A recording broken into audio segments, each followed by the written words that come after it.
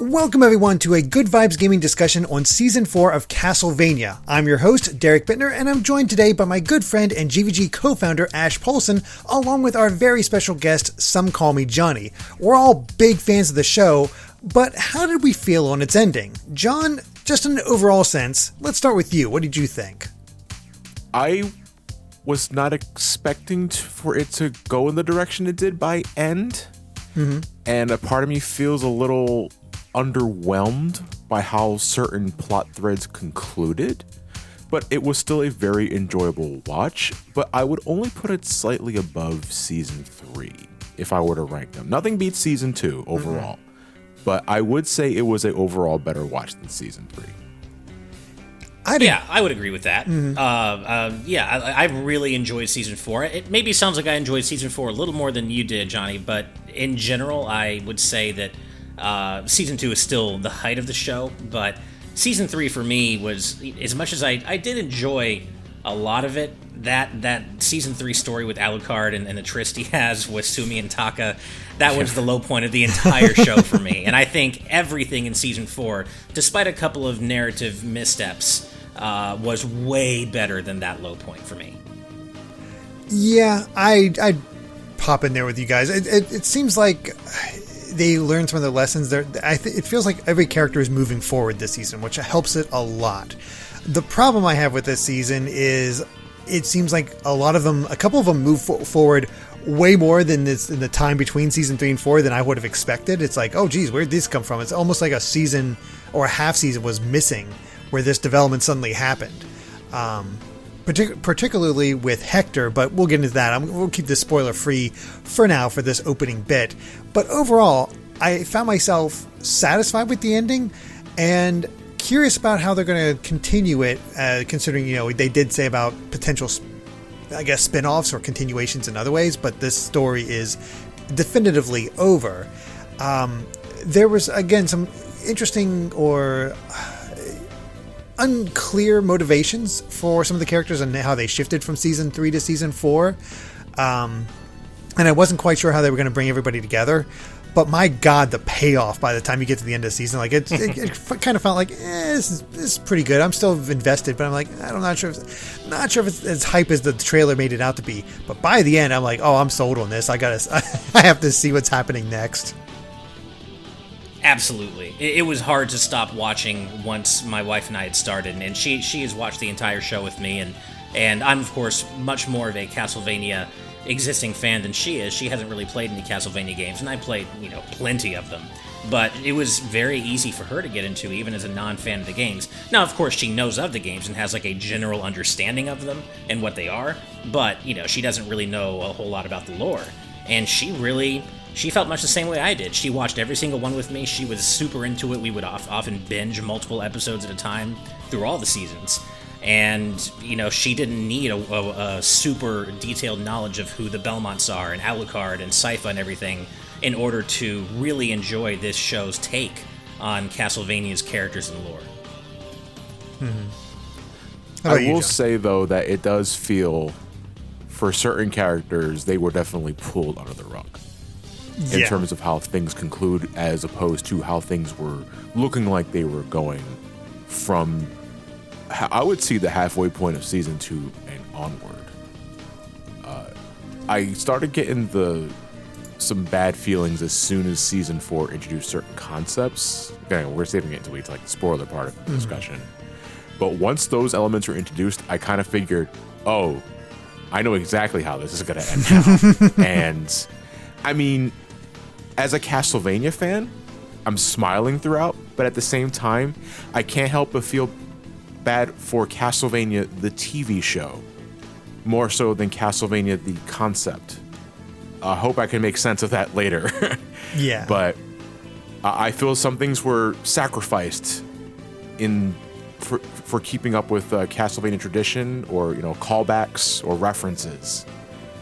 And I find that ultimately damning for this season in particular. It kind of puts a sour point on certain plot threads. I can see that. It's a tricky thing. Like, I appreciate those references as a fan, but they do seem a little bit more forced in than others. Whereas the other references that you've seen, like the offhand mention in season 2 to Leon Belmont, that was cool. Didn't affect anything. Yeah. But the way they kind of fall to those traditions, especially with how season 2 ended, it's like, okay, it's like they kind of blew their load pretty quickly. That was like, oh crap! No, that was season 3. Season 3. Yeah, that's yeah, right. Oh my God. Literally. Yeah. Oh God. Yeah, that whole thing with season 3 Alucard story was a real shame.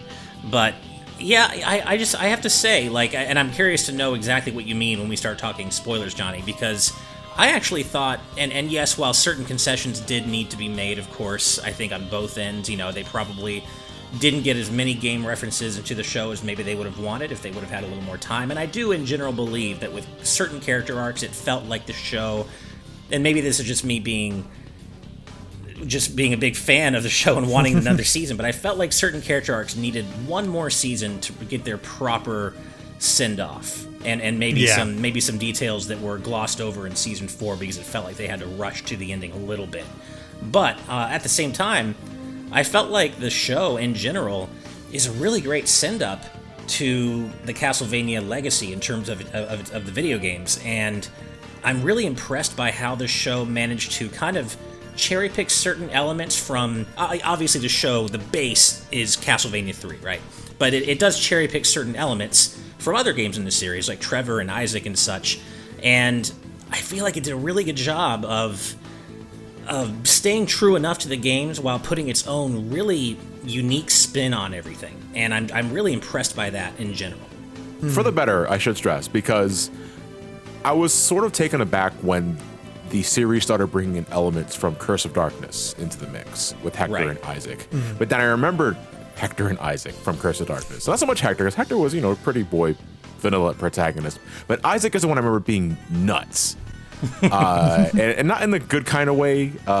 In a way, it kind of came off as a little homophobic on the writer's end. And I didn't want that exactly. So when he gets an entire rewrite, it is a much better character for it. Oh, yeah. And that made me interested in seeing this character's progression.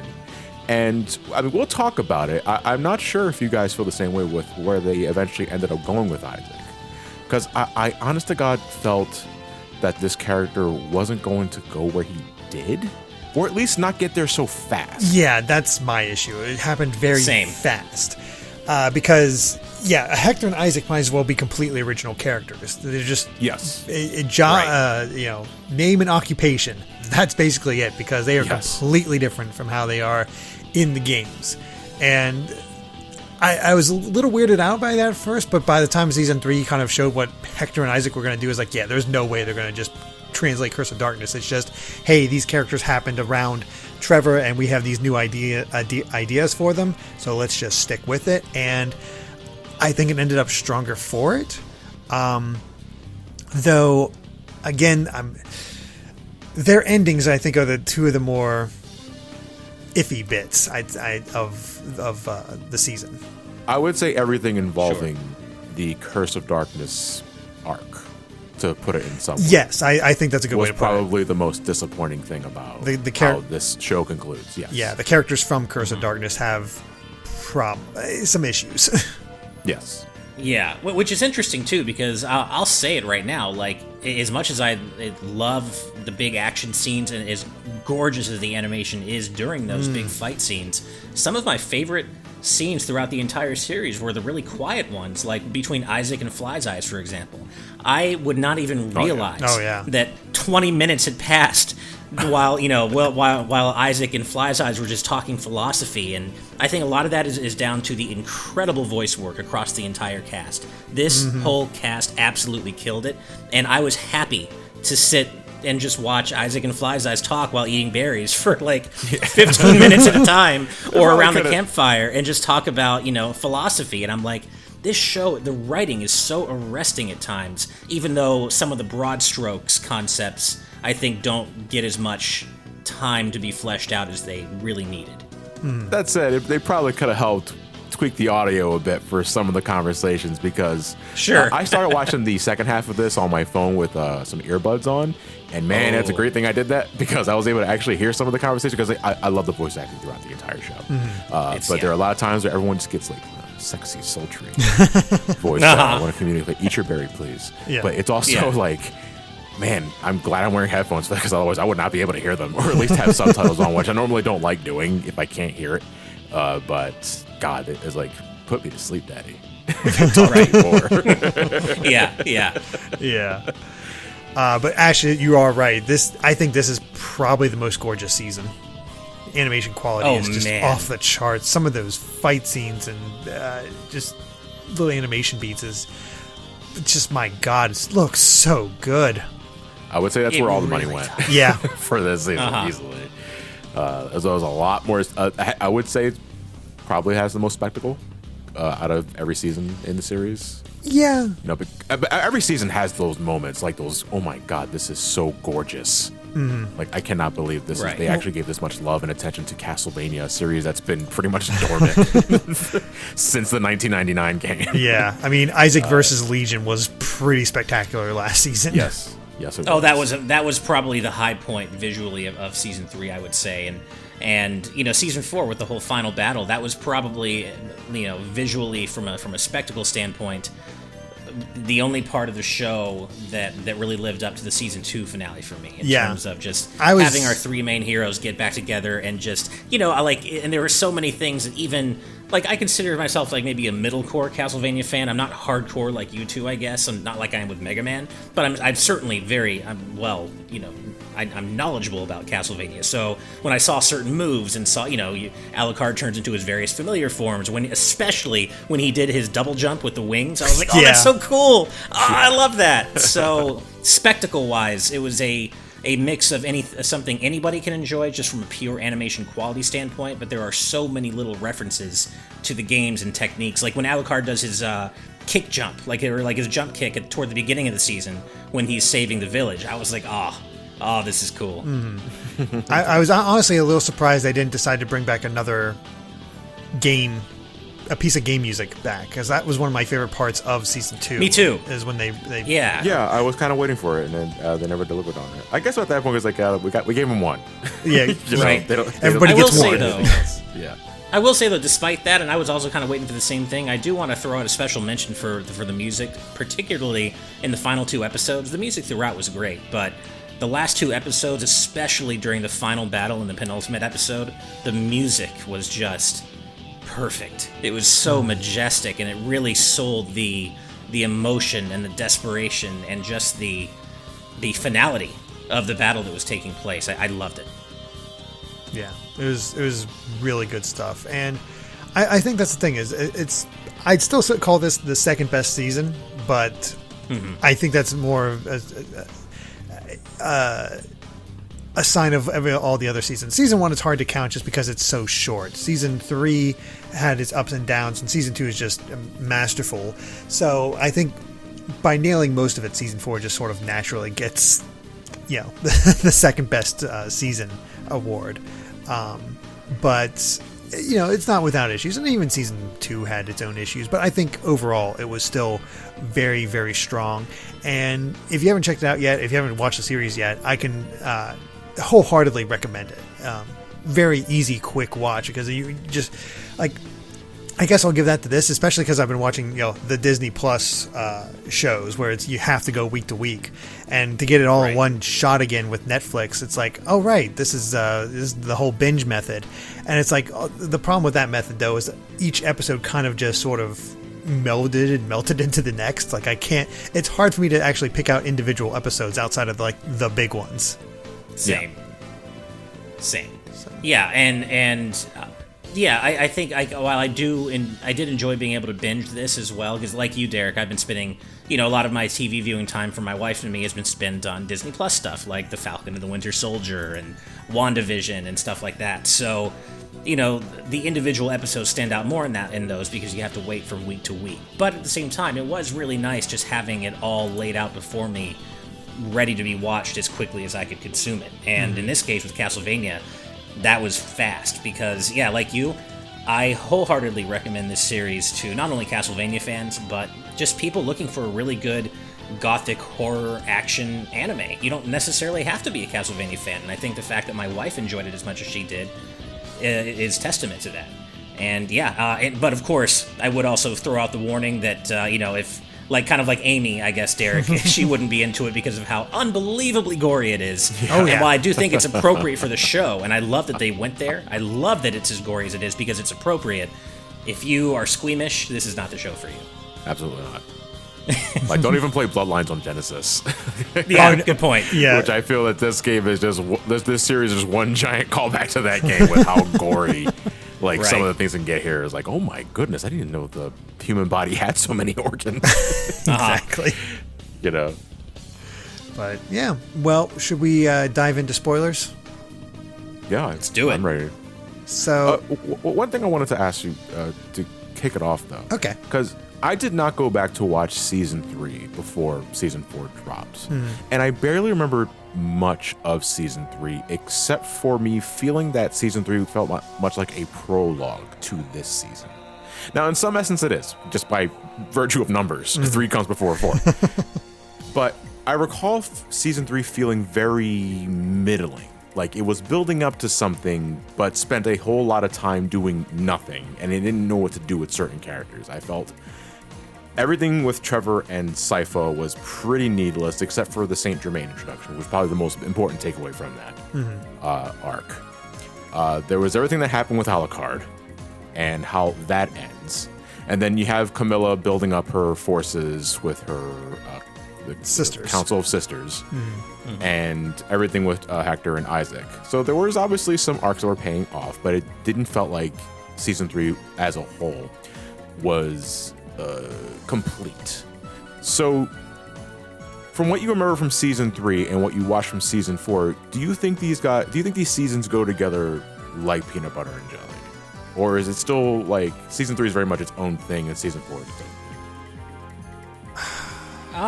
I think it depends on the characters you're talking about, right? Because I actually think, with the Council of Sisters and Carmilla, I would say that does dovetail pretty well into how things turn out for them in Season 4.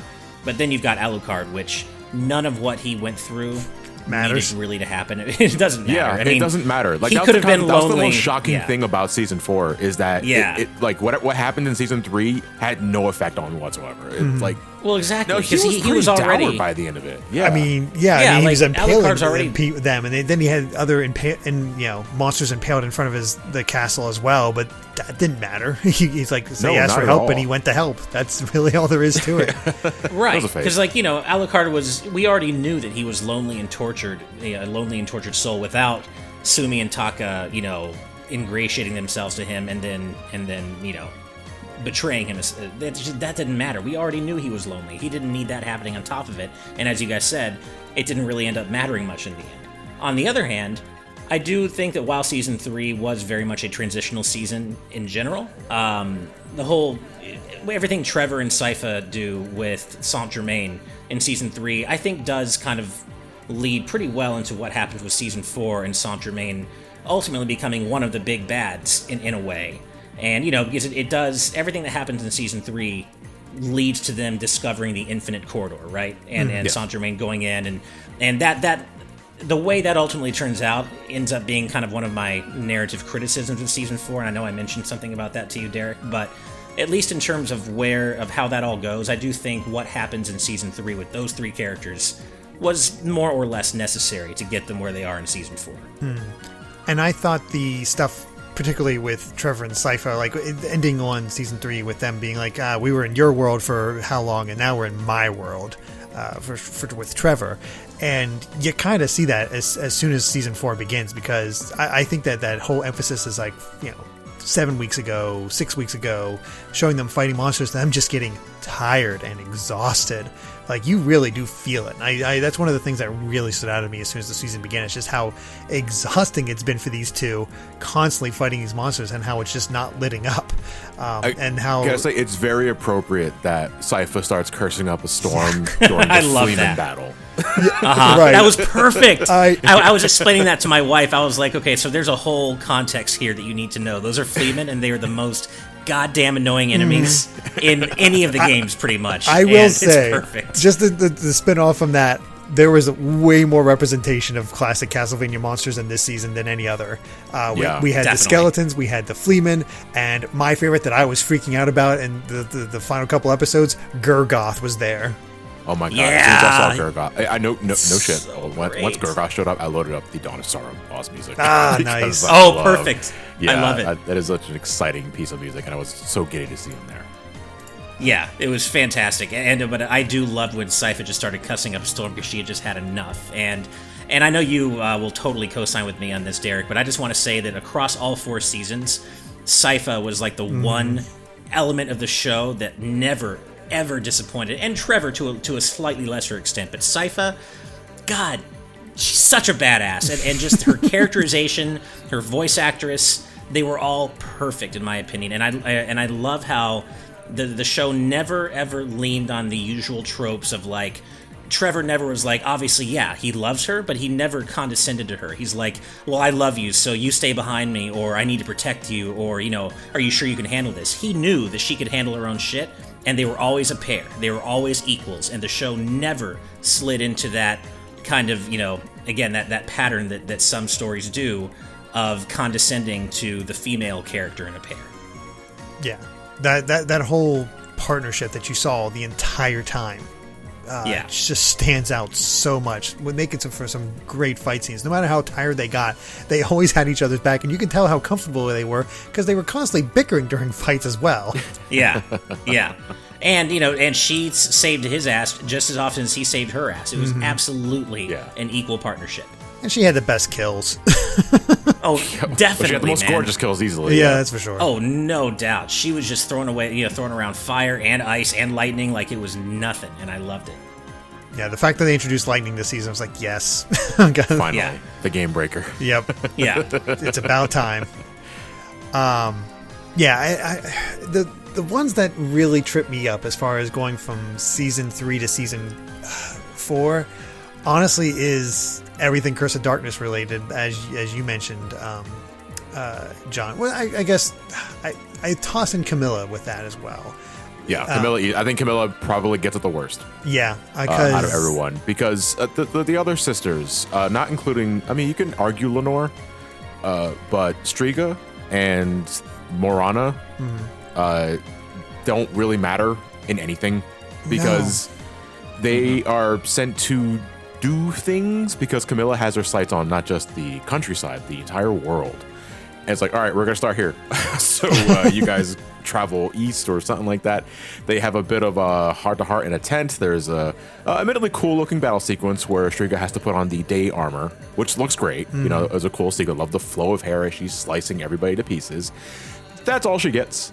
After that, the whole Camilla thing happens with Isaac, and they just walk off into the sunset. Well, not really, because that'll kill them, but you know what I mean. Right. They see that and it's like, well, Camilla's dead. Yeah. Let's go spend the rest of our lives together and not worry about this. Denny's? Exactly. Yeah. Then they just leave. I kind of felt Carmilla deserved a little better, and that's one of those elements I mentioned in season 4 that felt like they needed another season to really flesh out the remaining part of her arc, because I get that she would, I guess the messaging is that she was overwhelmed by Isaac's forces because she had chosen to be divisive and overreach. The whole thing about vampires overreaching, right? Yeah. And had her sisters been there with her, especially Striga, she probably could have, if not only fended off Isaac, probably defeated him. Oh, yeah. But she decided to overreach, and her ambitions got way too large, and that was ultimately what led to her downfall. But at the same time, I feel like we needed a little bit longer to get there, and I feel like Carmilla was underserved overall, especially given how powerful we see she is. Oh, it's a great fight between her and Isaac. Yeah. And I didn't see this until Matt pointed this out on Twitter, John, but when she's defeated, the whole mask and the bloody eye showed up. That classic. I completely missed that. That was like, that's cool. I didn't think about that. Yeah, that's awesome. But she means about as much as the Carmilla boss fight in Simon's Quest. Just circling above you for a little bit. You smack her a couple of times and you just leave. It's like, exactly. Didn't need that kind of callback. Thank you very much. It happens so fast. I think that's the thing that throws me off. It's like, I'm not disappointed that Carmilla is defeated. I always kind of figured it was going nowhere. It's how fast it happens. Like, it's an episode. if I'm not mistaken. Yeah, it is. Where Isaac shows up, got his army, Camilla's dead by the end of it. Yeah, that whole thing is taken care of by episode 6. Yeah, right. And there's still 4 more episodes to go. It's like, what are they? I mean, I know where they're going, as I said about earlier. Once they, sorry to jump around here. Once they brought in Grim Reaper Death as an idea in the beginning of the season, as soon as you saw it, this is how the show's. This is how it's like ending. that's what it's. Yeah, He's me like, too. You're telling me this is how the show's ending. I was like, okay, so how is that going to play into it? Is Camilla going to summon Death, or are they going to become bunk buddies? Because one of the things I always kind of found humorous about Castlevania is that Death and Dracula are chums. You don't really get into the kind of relationship. No, I believe Lament of Innocence was the first game to tackle the Death and Dracula relationship. Yes, but. Besides that, you just kind of got the idea that they were bunk buddies who paid rent together. Yeah, and it was cool. It was cool to think about how they were going to bring in the concept of death into the series. I didn't think it was going to be at the sacrifice, essentially, of Camilla and their arc and their conquest. right. Yeah, and though I will admit that even though I agree with you, Johnny, that I knew. As soon as they introduced death as a concept, I was like, okay, this is probably going to figure heavily into the ending. I genuinely did not see coming the way in which they brought him in, or brought death in. Like, I didn't see Varney actually being the alchemist. And then, that completely took me by surprise. And then the alchemist actually being death. That didn't even register on my radar, and I thought that was a really cool surprise. That was a legit twist, and I'm sure we'll talk about that even more so. But just concept of death, I honestly didn't see Death becoming the final boss, essentially, of this season. I thought it was just like, oh, Death is always there for Dracula's resurrection. We're getting a Death rematch, a Dracula rematch, where it's actually Trevor versus Dracula, not Alucard versus Dracula. Not quite. But it was like as soon as they introduced that concept, it was like, yeah, Death is showing up, which I got excited about because, I was sort of taken aback or caught off guard about how Death was introduced, but then I did think of Curse of Darkness, and if you played that game, you know that Death was in disguise. Yes, for a majority of that game, I believe he was a priest, and. Once they brought in the idea that this character was going to be here, okay, they already brought in Hector and Isaac and a few other Curse of Darkness elements. What else can they do? Oh, that's right, Death was in disguise for the whole thing. So, which one of you is Death? I'm wondering. Gotcha. And I didn't expect it to be the character it was. I was expecting something to happen with those 2 vampires because they're suddenly a thing in this story, and I wasn't getting much from either of them, if I'm being real. So it's like, it's got to be one of these 2. So which one probably has the more prolific voice actor? Let's go behind the scenes and take a look. And Derek and I were talking about this behind the scenes, but we kind of caught off guard that Varney, the loudmouth vampire, was voiced by Malcolm McDowell. And so once you know that, it's kind of like, oh, so that's why Death says fuck a whole bunch. Right. He does have a lot of great lines once he actually transforms. You know what, though? I know people are kind of caught off guard with it. I was all for that. Oh, yeah. I was That's laughing great. when Death was just talking about how he was going to eat Sypha and shit out. The corpse smeared all over you. Yeah, exactly. What's happening? And then same thing with Ratko. Like, you were the one, Derek, to point out to me that Titus Welliver voices Ratko. I hadn't realized, and I'm like a hardcore Lost fan. And of course, he plays the Man in Black in Lost. And I was like, oh, that's so cool. And Ratko was also, he, especially in his little standoff with Varney, I think in episode 8 or 7, it's just, they're both throwing around so many F-bombs, but especially Ratko, who's just like, he just drops F-bomb after F-bomb. And at some point, I just started cracking up because it was just so funny. I need to rewatch that scene between Ratko and Varney because knowing who Varney is now, having Ratko's whole speech of hiding who he is and withholding his nature is like, I see what you did there now. Hey. Yeah. Going back to something you guys were talking about earlier about how, Carmilla's arc in season 4 seems like it comes to an end too quickly and it all basically happens in one episode.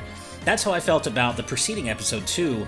In terms of how Isaac gets to that point, because I feel like Isaac's motivations are a bit vague leading up to the moment where he decides, okay, my goal is now conquest, and suddenly he goes from rebuilding this empire and eating berries with flies' eyes to everyone attack Carmilla, let's go. And I felt like there needed to be one more transitional episode there where he, like, gets to the point where he's like, okay, here, I've reckoned with my new place in the world.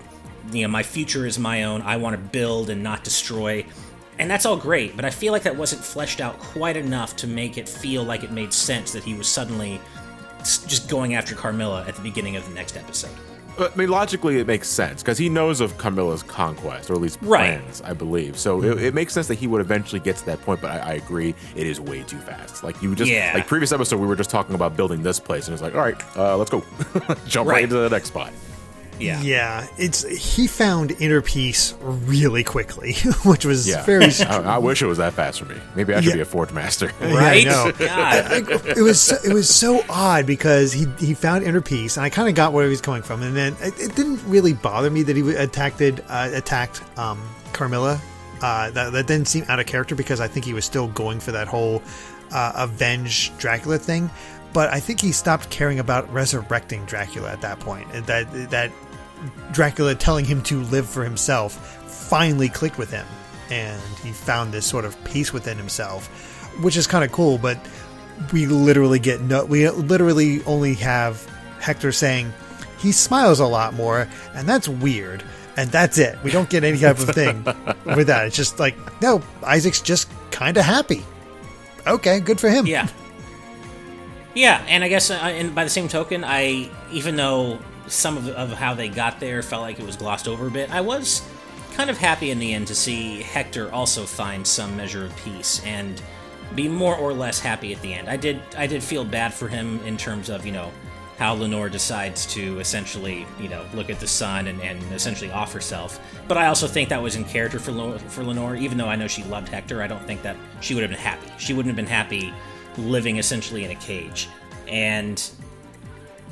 But at the same time, I think that again, Hector's character needed a little bit more to get from where he was to get to where he ultimately ended up. But in general, though, given all the shit that man goes through throughout the series, and he really goes through it. He really goes through it. I was kind of glad that he found some measure of peace by the end. Hector, we needed more of it, though, because most of it is off screen, and that's kind of the reason why I didn't really feel about Lenore's I guess self-inflicted suicide, because she couldn't live in the situation that she was but season 3, going back to what happens there, I mean, she puts the ring on Hector, which binds them to the Council of Sisters, and I think she sexually assaults Hector. No, they just make essentially. And then there's kind of like a puppy dog love there, but in a way like an owner loves a pet. I think that's their words exactly. But we never really got enough. At least I don't remember. Again, it's been a while since I watched season 3, where the feelings that Lenore has to Hector are genuine and not because I need you as a means to an end. If we had just a little more, then her death in season 4 would have been a little more impactful. But to me, it was she's still the girl that sexually manipulated Hector to get a ring on him, and only started slowly warming up to him because he's a Forge Master, he's trying to do his best to do what Camilla wants, but he gets treated like crap throughout the entire way. Well, that's the weird thing to me is that after he got that ring on him, and then this apparently 6 months between season 3 and season 4, he gained a crap load of confidence because he's just casually reading books, casually planning those devices all across Camilla's castle, casually working with Varney and doing these underhanded things behind their back, and just being all of a sudden ultimately suave, and like this huge bit of character development where he's not the one being manipulated anymore, and doing this behind the diplomat, the one that's been watching him, and somehow wooing her to the point that they're basically in a relationship now, despite the fact that she freaking tricked him like she did and forced him into that situation. It's like, how did he get from that point in end of season 3 to this point in season 4? And that Hector is the most egregious example for me. It's a lot of tell don't show, and it needed to be the opposite. I think the only thing for me that is more egregious than that, and I agree with you guys, and I mentioned this to Derek as well when we were talking about season 4 a couple of days ago, another relationship that just didn't I didn't feel anything, and it was hard for me to kind of get behind his motivations, was the one between Saint-Germain and whatever nameless woman he's going after. That never gets a Because it's single like, line. She never gets a single line, and it's like, okay, I get the idea of, you know, of a good guy being, you know, losing his sense of self and sense of purpose and becoming a monster because he lost the love of his life and he'll do anything to get her or him back. I get that, but you see her, you know, fuck up a guy who tries to grope her. She's really cool. They share a few drinks together, talk about the infinite corridor, and then he loses her therein. But you don't get a sense of who she is or why he loves her so much. So when he goes full-on crazy villain and decides, I'm going to sacrifice humanity and bring back Dracula to you know, reopen the infinite corridor and find my way back to my long-lost love, it's hard for me to, like, really feel a whole lot about that because I don't even know who she is and why she matters to you so much. Yeah. I'd have to agree. There's no real connection there, and I mean, as a fan of Saint Germain from the games, it did kind of make me sad to have Saint Germain turn into a bit of a villain. You know, he's sort of redeemed by the end. But again, a character turn that felt like there needed to be a half season in between. Just like I think they were just hoping everyone to be too distracted over the fact that, yeah, Dracula's coming back. And Lisa, you know, they're going to bring back them as a hermaphrodite. Yeah. Rebus? Is that what the term was? Yeah. I think so. And it's like, I watched Full Metal Alchemist years ago. I think I know what that means. I think they were just making everyone just being distracted by that to realize, like, he does kind of, it does ring hollow a little, where, yeah, you don't even get much from the girl at all. No. Well, yeah, and like even the same show proved that you can pull that off with it. You don't need a whole season. If you have really strong character writing, you can pull that off and make people care in only a few episodes. In season 1, I immediately, just through the little bit of interactions we got between Lisa and Dracula, they were so good and they were so pivotal that it didn't take very long for me to be like, oh shit, Dracula, you know what? Kill them all, man. I get it. I get why you're pissed. You have every right to be as pissed as you are. And it didn't even take that long for me to feel for him like that. But they just didn't even try. Or at least, I shouldn't say to try. It felt like they just didn't have anywhere near the amount of time they needed, even just a few episodes, to really build up that relationship between Saint-Germain and his I feel like some lover. of season 3 could have been spent on this love of Saint Germain so too. and the Infinite Corridor, like why they went in and what happened and all that. I don't know. Yeah, I think so too. And at the end of it all too, I don't know if we were supposed to infer this or not, but all that shit he went through, I mean, I guess you're supposed to assume that it was reciprocal, the love between them, but at the end of all that, he ends up, you know, essentially sacrificing himself, and he's lying there bleeding out on the ground, and he sees her silhouette, and she's like, peace, and turns around and walks right away, and so it didn't even matter. It's like, was it a one-sided love or what? I don't know. It's so odd. I don't quite understand it myself. I felt like it's really weird. Because I really liked this character in season 3, and this one was like fine. It had that carryover from season 3, but it just didn't click in the same way. Yeah. No, totally agree. But on the other hand, I guess, you know, standing in contrast to that is the fact that we only were introduced to Greta a few episodes into season 3 or season 4, but by the end of the season, I was such a huge fan of the interplay between her and Alucard, and I thought they were the cutest blossoming couple. And I was like, so, you know, the character writing in this show is strong enough, like I said before, between Lisa and Dracula, and also here between Greta and Alucard, that you don't need a whole season. The character writing is strong enough that you can believe in these characters and want them to succeed together after just a few episodes. And I think Greta is a great example of that. Is it just me, or was it just me who interpreted Greta as a gender-bent Grant? Since that was the entire point. Since she's from Dynasty. The Dynasty village. Yeah. I didn't even think about that. That's so funny. She's totally gender-bent Grant. It's As soon as I heard Greta and she's from Dynasty, I'm like, oh, I know what you did there. Oh, yeah, exactly. See, that's a perfect example of being like the kind of middle-core Castlevania fan where I know what you're talking about now that you brought it up, but I would not have seen that myself. I was just waiting for a moment where she hung from the roof. I was like, come on, do it. Yeah, just throw knives everywhere. Oh, that's great. Yeah, I didn't even notice that, but that totally makes sense. I'm glad you guys pointed that out. Mm-hmm.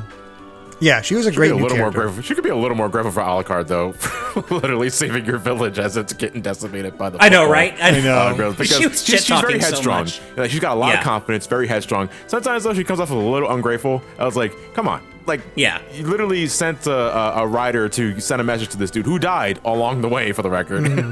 Right. And he comes and doesn't help, and it's like I gotta make sure the guy know that who's top dog of this place. It's like, okay, you can do both, but it's like you can also say thank you too. Right. I like how Alucard is like out of nowhere between season 3 and season 4. It's like, all right, I'll pull off the Alucard shield. Sure. Yeah, that was so and cool. it's so indestructible. Why weren't you using this earlier? I know. It's like it must have found it in the 6 months since he's like, oh right, this. Yeah. Oh, I forgot I had this. Like, I feel like a lot of season 4 felt like almost like an implicit apology for Alucard in season 3, and then finally giving us more of the Alucard we wanted in season 4, because obviously he was super cool in season 2 and 1 as well, but season 4 felt like they just took off the gloves, right? And they gave him the Alucard sword, the Alucard shield, his whole outfit from Symphony of the Night. Like, it just felt like that was their way of making up for he fully explored the castle and found all the secrets. Exactly. Yeah, exactly. So it was nice that they kind of made up for the travesty that was Alucard in season 3. Yeah, it was really good stuff. And before we get to the end reveals, I will say that Trevor and Sypha and Targavisht felt pointless. Considering how it resolves, it was just a means for them to get to Castlevania at the last second, because it happened so fast. Because there's this whole thing with mirrors that was introduced in season 3, if I remember. Season 2, when they sent Dracula, Dracula sent Isaac through the mirror into the desert. Right. And Varney and Rocco are in Targavish to look for this mirror as well, because they're trying to get to Castlevania themselves and complete the ritual that Saint Germain is doing. And at the end, after the battle in the dungeon, or the catacombs below, whatever it is, the basement, Trevor and Sypha happen to see the mirror because Varney found it, and then it's like, oh, it's not set in one location. The POV is constantly shifting. Oh, it's Castlevania. Okay, we're gonna jump in now. And don't get me wrong, it leads to a great reunion between the three Castlevania 3 protagonists, and that's what I think is the payoff that's worth it. But it's also like it's a little contrived, and it kind of just goes to show like what the real significance was for this whole Targavish sort of setup.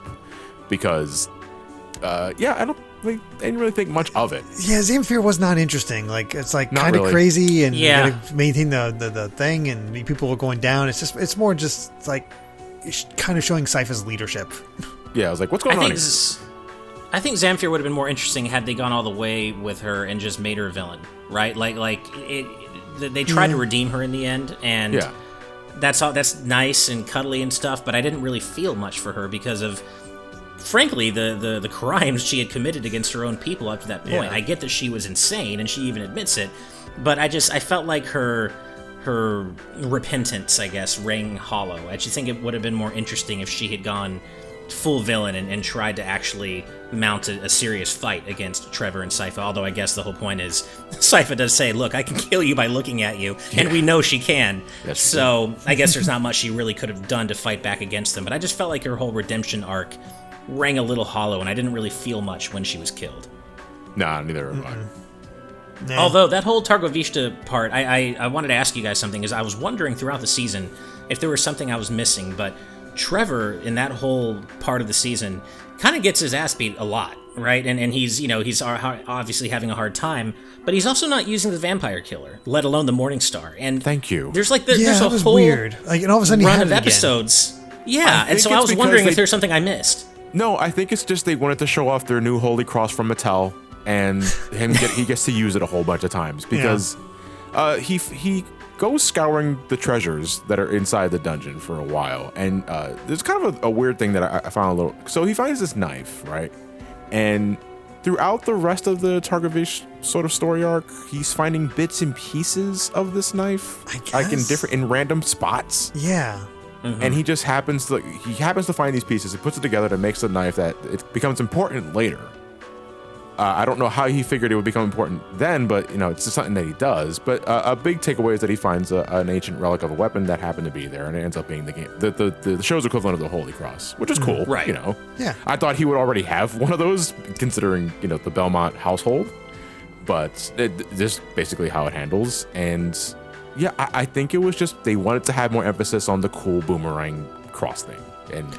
There were times where I remember, like, dude, whip out your vampire killer. I was like, what are you doing? Well, but also, remember even before that, though, when Trevor and Sypha go to that abandoned house to, like, sleep for the night, and they're ambushed by, I think it's Varney's forces. Yeah. He doesn't use the vampire killer there either. And so the whole time I was wondering, did I miss something? Did he lose it? And he just, it's just not there. No, and he doesn't use it. it. And yet he starts using it again for the final battles. And that was such a weird narrative hole to me. Yeah, like I was shocked when he brought out the leather whip. Yeah, he used it. He uses that before the vampire killer, and maybe he doesn't want to get it rusty or something. I don't know. I legitimately can't tell you why he decides to withhold it for. Yeah, I felt that was a little sloppy, given there's no really discernible reason why he shouldn't use it. I guess they didn't want him to be overpowered, so they just sort of had him not use it. I don't know. Yeah, he gets his ass kicked by Rodko for a while, like before he's able to make a comeback, and it's like, where's. Dude, get your whip out. Like, there's literally no reason why you have it. He's a vampire killer. He's a vampire. Yeah, I mean, to say nothing of how they had to be saved by Zamfir's forces in that abandoned house. And it's like, why weren't you using your whip there, man? I don't understand. Because clearly that is what he's best with. And then the whole thing about, you mentioned the knife that he slowly puts together. This might be another example of my middle-core Castlevania fandom coming through, but is that supposed to be a specific weapon? Because I couldn't quite figure out what it was supposed to be. Okay, I'm glad I didn't miss anything there. It's like, why does that, specifically with that blue jewel, why does that work against death? I mean, if enough. You want to have the true way of dealing with death, you bring out the holy water and then just whip his ass. Which is what I thought they were going with. I know. Like, once I saw like the bottle with the holy water, I was like, oh my god, he's gonna do the holy water strap in Castlevania 1. Let's go. That would be amazing. Yeah. That's not what they do, but I was kind of hoping to go there. Yeah. Right. It's a very odd thing, and I kind of just glazed over the Ratko fight for whatever reason. It just didn't click with me. I don't know. It just felt like I felt like for the longest time, Varney and Ratko just don't matter. Like, why are these two still here? They don't. And I think that's why the Varney reveal kind of caught me off guard so much. I'm like, okay, he's death. Okay, sure. That was a good reveal. That caught me completely off guard because he just seems like a joke character the entire time, which worked. Which totally worked. Well, luckily, what's the point? It was likely the entire point to catch you off. Oh, yeah. This insignificant character happens to be one of the most significant characters in the entire series. Right. But as Ash and you guys have said, John, that that final fight with Trevor, Alucard, and Sypha reuniting, I think that was the animation almost at its best. Just the way they worked within each other, like those twirling shots of them just immediately in sync with one another. It was just beautiful. Fantastic. Absolutely beautiful in the eyes. And so was Trevor's final battle with death. I mean, that whole, again, the marriage of not only the visuals but the music as they were fighting, it was gorgeous to behold. And of course you got a lot of great hero moments for Trevor, and you've got a lot of great romance moments. I love you. I know. Like, it's such a Castlevania is very good in the way it balances all the action and the gore and the great combat and animation with some genuinely great romance. Now, not only between Trevor and Sypha, but other pairings as well. But Trevor and Sypha, they're the cutest damn power couple, and I just love them. Yeah, it was really good fight, really good setup for the end, and then just really, I don't know why I love this version of Death. Me too. It's because Death says fuck. No, I don't know about that. He's so casual compared to every other Death I'm used to. Like, you know what? I kind of He's a being as old as time itself, and definitely comes across as one. Like, he's been through everything. Like, this is just another Tuesday to him. And probably didn't see the knife coming, to be fair. But right, but this is a guy that's like, I am literally death itself. I have nothing to fear. This is just a setback. So we're gonna throw it down for a little bit. I kind of missed the cape. I was kind of hoping he went for the classic Grim Reaper design. Instead it's more Lament of Innocence, if I remember correctly, because he had like a crown in that one too. But yeah, it still works. The skull face, ginormous size. Like I was not expecting Death to be so huge. Yeah. They're going. It does make for a Curse of pretty Darkness. climactic battle. Oh, was he that huge in Curse of Darkness? Okay, I mean, he was the final boss of Curse of Darkness, so I think it. That's right. That's kind of right. makes sense. Yeah, I don't recall the size though. I remember him being reasonably big, so I think that was it. Yeah. Oh, I never finished Curse of Darkness, so I didn't know he was the final boss of that. Interesting. I thought it was a cool twist too that, like, you know, usually you see Death as Dracula's right-hand man, right? They are aligned in their goals. Death is helping Dracula achieve those goals. But it kind of turned things on its head with this series because and if anything, Death is, you find out, trying to use Dracula as his puppet. And that was kind of a neat twist, I thought. Yeah. It Real makes sense quick too, before because I'm sorry, just to correct myself. Dracula is the final boss of Curse of Darkness. I was thinking Lament of Innocence. Oh. Okay. Oh, okay. gotcha. That's what I figured, but Sorry I wasn't about sure. that. It's been so long. I just conflated the two. But go ahead. Sorry, gotcha. John. I was commenting earlier about how the Dracula and Grim Reaper dynamic was like the most interesting thing about them because they were always buddy, but you never really questioned why. And so for them to say that Death is using Dracula just as a means to just rack up the death count makes sense. Mm-hmm. At the same time, it would also completely justify why they would hang out with each other. It was like, you're a means to an end, yeah, but you're good company. You know what I mean? So I kind of like that. So to me, for Death flat out saying that I use Dracula just to make a higher body count is definitely more manipulative than what I'm used to seeing between the dynamic, but it also makes total sense. Right. Yeah. I don't know. Malcolm McDowell kills it though. Just every line he says is fantastic. Yeah. And He really does. I like really him a lot does. more as Death than I do as Varney. Like Varney was like, let me rephrase that. He put on a good performance as Varney as well, but it was very like, who are you? Yeah, exactly. Why are you here? Like, at the season until now, why should I care? Which, granted, is the entire point with the character. Right. He's supposed to be that kind of douchebag, but once he transforms into Death, it's like I want to listen to everything Death's telling me right now. Absolutely. Yeah, I was just completely arrested by him. It's like I gotta see where this is going because it was just so amazing. One thing I do want to point out before we get into the very ending stuff is, and I mentioned this to my wife too, is I thought it was really cool how the whole series really, you see people from so many different cultures and so many different skin colors, like in roles of prominence, but it's not as though the show goes out of its way to like make that a point, right? It's not as though that's like an asterisk, like a back of the box bullet point. It just happens to have a very diverse cast, and you see characters from all walks of life in roles of prominence, and I just thought it was really cool that Castlevania did that. Yeah, like their race has nothing to do with it. Yeah. They just exactly. are, like they Greta, just for are example. who they are. Exactly. And I think their yeah. voice actors reflect that every time as well. Absolutely. Yeah. Yes. That's great. You know, I don't watch a whole lot of animation or cartoons as much as I used to, but I feel it kind of goes without saying that they all need to do that. Yep. Yeah, totally. Characters should just be who they are because they are, and not because, you know, it's what the focus test groups want. You know, it's just Exactly. let them be who they are. Exactly. But yeah, I guess the big one right off the bat.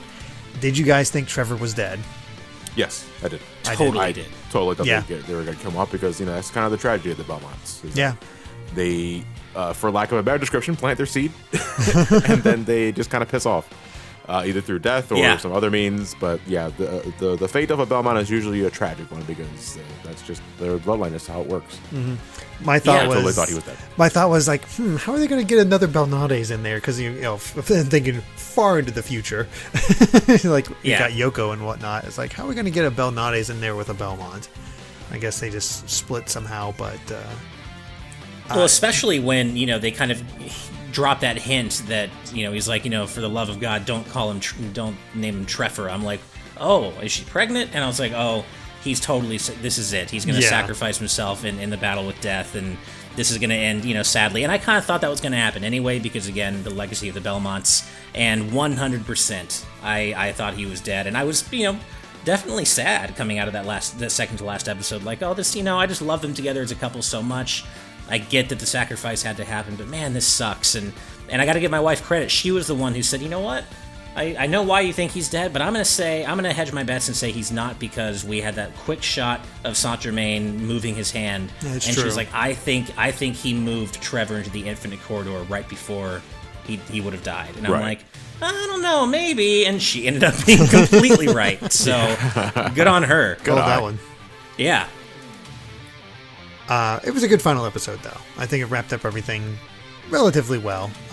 We already talked about Lenore and Hector and Isaac being happy and things actually being bright and things being kind of wrapped up pretty well. We got some wonderful continued dynamic between Alucard and Sypha and Trevor when he comes back. So it really did return to its strongest point with that final episode. And even Greta seemed to fit right in. Which is a nice If touch. anything, I was actually taken aback by just how happy the whole ending is. I was kind of expecting it to be kind of a dark, macabre ending and fitting with the rest of the show. And so when we found out that Trevor was alive and then he came back, not only was I surprised, but then immediately I went to, oh, this is happy, but what they're going to do is they're going to twist the knife even more, and he's going to have amnesia and have no idea who any of them are. That's what's happening. No, he's hurt, and he's obviously injured, and he needs to be nursed back to health, but he's Trevor, he's alive, he has his memory. And then not only that, but as bad as I felt for Dracula and Lisa, because, the whole thing is like, man, they just want to sit there and hug in the afterlife. Let them sit there and hug in the afterlife, man. They don't. Why did Lisa go to hell? Yeah, I mean, was it the church's fault? Did they literally send her hell also because they burned her like that? Because that's some messed up stuff from God there. Right? But I mean, even after all of that, they get their happy ending as well. And that genuinely shocked me. Basically everybody other than Trevor and arguably Lenore saw Hector and arguably Lenore got a shockingly happy ending, I thought.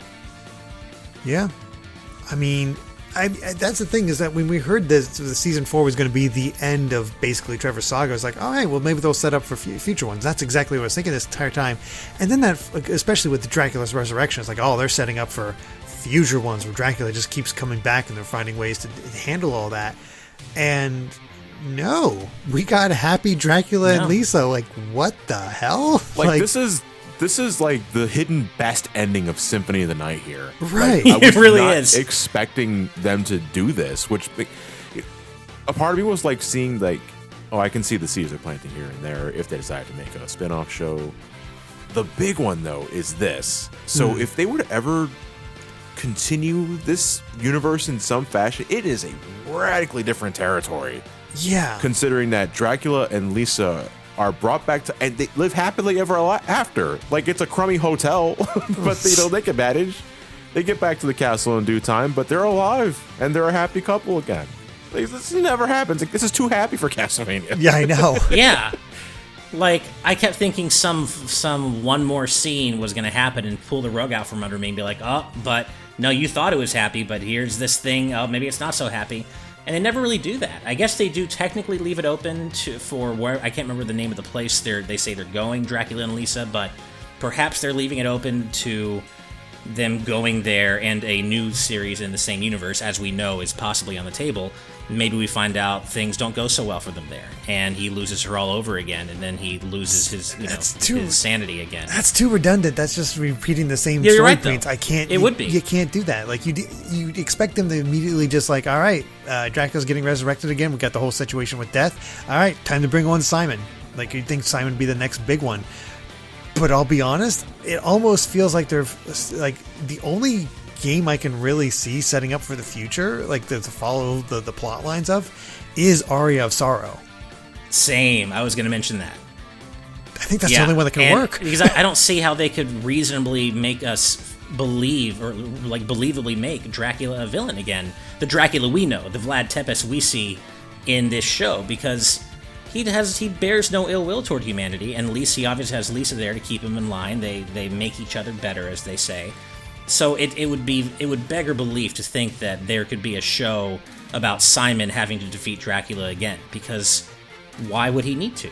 Yeah, it's where does the Belmont line go from this point? Where does the entire timeline go from this point? You mentioned Aria of Sorrow, but I don't see how that works, because Dracula's alive and beating, as far as I'm aware, is basically immortal. True. Alucard is still up and about, so the whole Soma being an incarnation of Dracula kind of goes nowhere. It doesn't really fit in that line of thinking. That's true. I don't understand unless you like completely change the context of Soma Cruz, and that's about it. I don't see where any of the games from this point go or how they fit, considering how this series ends. Honestly, Dracula's kind of the biggest deal. Yeah, I mean, if he's back to life and living happily at that point, and you don't want to do a redundant Symphony of the Night callback again, you can't do anything with Dracula at this point. not Unless you make him the protagonist of a new show. But that's Hellsing. Just watch Hellsing. No, see, my thought was, oh god, they're going to spin off into Lords of Shadow where Dracula's the protagonist and they're fighting Satan instead. Oh, wow. Oh, yeah, right. I wonder, I guess maybe they could pull something where, obviously Lisa's human, so he's going to far outlive her. And so maybe hundreds of years from now, he's, been without her for so long that maybe he just decides to off himself or reincarnate himself as a different entity, and that could be the basis for a different Soma, and Dracula is sleeping inside him.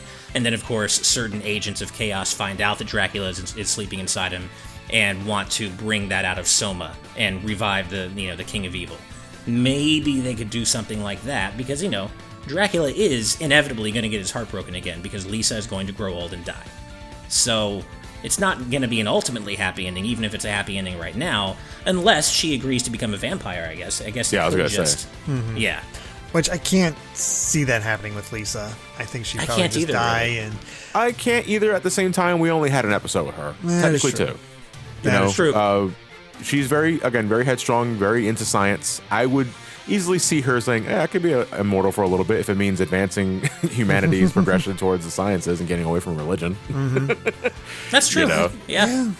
I don't know. I honestly, the only thing I can come up with is just a future Belmont, Alucard, and Dracula teaming up to fight Satan, like in Lords of Shadow 2. It's like that's right. You can fight Satan. Yeah. So, and then have Death come back. To be fair, we did have Jason Isaacs as Satan and Patrick Stewart in Lords of Shadow. So that's true. Yeah. Which right. I am, thanks to that marathon, I am still a proponent of Lords of Shadow 2 being a surprisingly good game despite its bad openings. Lords of Shadow is full of not great openings, but once it gets going there, really, they can be a lot of fun. Yeah, I know you've often praised those games, despite I know them being not very popular in general, but you seem to quite enjoy them. I enjoy Lords of Shadow's sort of like heavy-handedness that's to the point that it's kind of cheesy. Lords of Shadow 2 has some legitimately good twists and turns, some pretty great action scenes, really great improvements to the combat, and kind of carries that whole idea forward. It makes it kind of work that Dracula's the protagonist in that one. Plus, it has probably one of my favorite death reveals in the entire series. Oh yeah, it's really good stuff. But that's completely off topic. But I think they said about spin-offs, but I don't know how they're going to do it because this still feels shockingly complete. It does. I completely agree, and I didn't expect that, knowing what we did beforehand about the rumors that they're considering another series in the same universe. Mm-hmm. It has to be a radically different sort of protagonist and set of villains, storyline. I don't know. It'd be sort of Castlevania name only in some regard, but I mean, I don't really care as long as the writing's good, as long as the animation is just as spectacular. I'm down to watch whatever they put on the table. But yeah, I don't see where they go from here. It is too, despite us wanting more of like some time to stew with certain characters and how we ended up feeling a little anticlimactic on that regard, is a very final conclusion. Mm-hmm. You cannot go much from here. So that leaves the question, like, will they bother?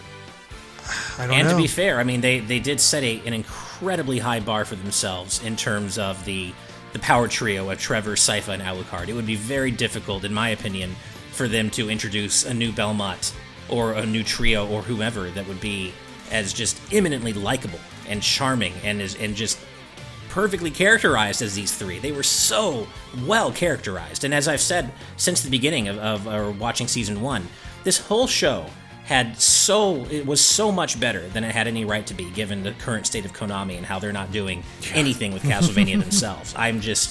I still remember when they announced that Castlevania was getting a Netflix anime. I was like, oh, this is gonna be a shit show, man. I don't know. I don't want to see this happen to Castlevania. And no, it ended up being exactly the opposite. You know, I guess they could go the route of Portrait of Ruin. Oh, I'd love that. That could. That'd be kind of fun to have, a kind of dynamic there. I think make Broad and the Sisters actual interesting characters for one thing. Yeah, exactly. Yeah, I would love to see that. That's pretty cool. I have to agree, though. Like, this show had no reason being as good as it did, considering Castlevania State at this time. That said, if you want to up the ante, at least for me, I'm just saying we still haven't had that 1999 game yet. Right? That's what I want. I still want that. Yeah. I'm just saying. Yeah. Do it. Yeah. We need Julius Belmont. We just Absolutely, do it. yeah. I want to see the origins of Julius. You know what? They can probably do something with Julius in a different context completely, but if they make an animated adaptation of the 1999 game before we actually get the 1999 game. You know, I'll take it. Yeah, whatever. Set up how he's. I'll take that. I have no reason. I have no reason to believe why Dracula would be in Japan. Maybe he's getting a little bored of his war tour, but still, do something. I mean, the 1999 game would give us this sort of similar dynamic with Trevor, Sypha, and Alucard, thanks to Alucard, Yoko, and Julius. Yeah, absolutely. I have to agree. I guess you could do something. There is a certain level of narrative freedom if you want to contrive it a little bit and say, well, let's say they would decide Lisa doesn't want to become a vampire, so eventually she dies. Hundreds and hundreds of years pass, and eventually Dracula's like, you know what? I'm tired. I've seen the whole world. I don't really want to do anything more. The love of my life is dead. I'm just going to go to sleep. And then I guess whenever he decides to put himself in an eternal sleep, they could then introduce bad faith actors who take advantage of his stasis and, I don't know, take control of him, possess him. Maybe they take like a sample of him from his body and clone him. I don't know. It depends on how contrived they want to be with that, huh? The rise of Shaft. Exactly. Like, I don't know how contrived they want to get with it, but I guess they could. That's how they would do it if they don't want to end up, undermining Dracula's character in this. They could say, yeah, well, Dracula himself, he never became evil again, but he put himself into a sleep, and then, Shaft or other agents of darkness got a hold of his body or something and used it to create a new threat, right?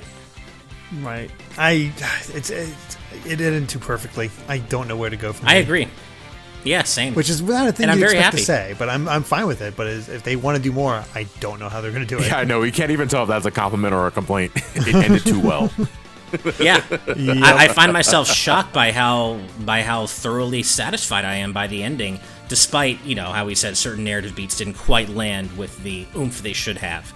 Yes. Because I do think this could have done it with a fifth season, maybe. Mm-hmm. Yep. Or I should say, I think it should have ended the way it did, but I think it could have done with one more season between season 3 and this one, kind of, fleshing things out a little bit. Right. 3.5. 3.5. Yeah, exactly. Yeah. Well, I think with that said, we've covered pretty much everything at least I can think of in season 4, unless you guys have anything else. No, not really. I think we covered pretty much everything we want to talk about. Yeah, I think so.